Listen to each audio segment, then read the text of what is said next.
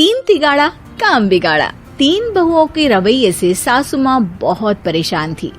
दरअसल बात ये थी कि तीनों बहुओं में किसी बात को लेकर अनबन हो गई थी। तब से ही तीनों एक दूसरे से मुंह फुलाए रहती थी। ना कोई सीधे मुंह किसी से बात करती, ना किसी का कहना मानती। पड़ोसी भी इस बात को जानते थे और जाने कैसे कैसे बातें भी करते। इसीलिए सासू माँ ने तीनों बहुओं को तुरंत अपने कमरे में बुलाया। मैं कई दिनों से देख रही हूँ, तुम तीनों अलग अलग सारे काम कर रही हो। ये सब नहीं चलेगा, तीनों को मिलकर ही काम करना पड़ेगा। सास की बात सुनकर एकदम से बड़ी बहू बोल उठती है। नहीं मम्मी जी, मैं इन दोनों के साथ कुछ नहीं कर सकती। मैं इस घर की बड़ी बहू हूँ, फिर भी ये मेरा कहना बिल्कुल भी नहीं मानती। अरे जेठानी जी, जानबूझकर मुझे डबल काम करवाती है आप, और छोटी मुझसे टेढ़े मुंह ही बात करती है।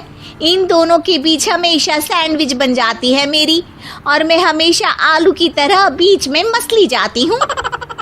मम्मी जी, इन दोनों को लगता है कि मैं छोटी हूँ तो इनके पैरों तले दब जाऊंगी, लेकिन नहीं, मेरा भी उतना ही अधिकार है जितना इन दोनों का है।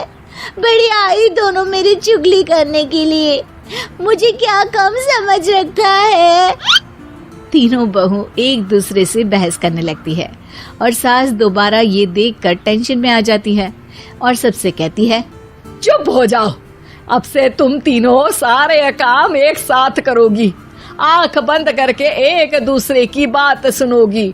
तुम तीनों इस बात को गांठ बांध लो, वरना अगली छुट्टियों में तुम्हारा अपना मायके जाना कैंसिल। सास की बातें सुनकर डर के मारे तीनों हामी भर देती हैं। जी मम्मी जी, मैं समझ गई। हाँ मम्मी जी, जैसा आप कहें। आप जो कहेंगी मैं वही करूंगी। तीनों बहू सास की बात को गांठ बांध लेती है और वादा करती है कि अब से सारे काम वो तीनों एक साथ मिलकर ही करेंगी। ये सब देखकर सास खुश हो जाती है और वहाँ से चली जाती है। नीचे जाकर वो देखती है कि घर में शर्मा जी आए हुए होते हैं। सास जोर से आवाज लगाकर कहती है, अरे बहू, जरा चाय बनाकर तो लाना, शर्मा जी आए हैं। सास की बात सुनकर तीनों बहू तुरंत किचन की ओर भागती है और चाय बनाना शुरू कर देती है। मुझे तो एकदम मसाले वाली कड़क चाय पसंद है, तो हम शर्मा जी के लिए मसाले वाली चाय ही बनाएंगे। अरे नहीं दीदी, गर्मी के मौसम में मसाला चाय कौन पीता है? मैं तो शर्मा जी के लिए इलायची वाली चाय ही बनाऊंगी। ये कैसी बात कर रही हैं आप दोनों? मेरी मम्मी ने सिखाया है कि मेहमान को ज्यादा दूध और शक्कर वाली चाय देनी चाहिए, वरना वो घर वालों को कंजूस समझते हैं। तो मैं तो शर्मा जी को ऐसी ही चाय दूंगी। तीनों बहुएं अपने अपने तरीके से चाय में शक्कर, मसाला, पत्ती सब डाल देती है। उबलने के बाद तीनों मिलकर चाय बाहर लेकर जाती है और शर्मा जी और सासू माँ को देती हैं।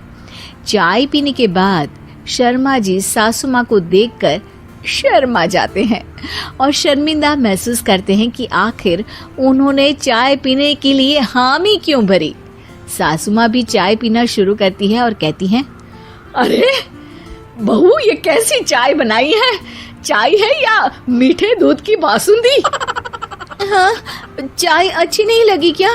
कोई बात नहीं, हम पराठा बनाकर लाते हैं। चलो चलो अंदर। हाँ हाँ चलो। हाँ आती हूँ मैं भी। नहीं, मेरा पेट चाय ने ही चौपट कर दिया, वही काफी है। पराठे से पोपट नहीं करवाना, मैं तो चलता हूँ। शर्मा जी चुपचाप पतली गली से निकल जाते हैं। अगले दिन सास बहुओं से कहती है, अरे बहू, जाओ जाके ऊपर के गेस्ट हाउस की सफाई कर दो। कल हमारे यहाँ मेरे दूर के रिश्तेदार आने वाले हैं, तो पूरे कमरे को चमका देना, समझी? तीनों बहू सास की बात को मानकर ऊपर सफाई करने चली जाती हैं और तीनों कमरे की सफाई चालू कर देती है। बड़ी बहू मकड़ी के जाले साफ करती है, तो बीच वाली झाड़ू लगाना और छोटी वाली सर्फ डालकर जमीन धोना शुरू कर देती है। अरे दीदी, जेठानी जी, अभी मैंने पूरी फर्श धोई और आप फिर से धूल नीचे गिरा रही हैं। और मछली जेठानी जी, आप बिना झाड़ू की धूल यहाँ छटक रही हैं। अरे तीनों को साफ करना है, एक साथ सफाई करते हैं ना।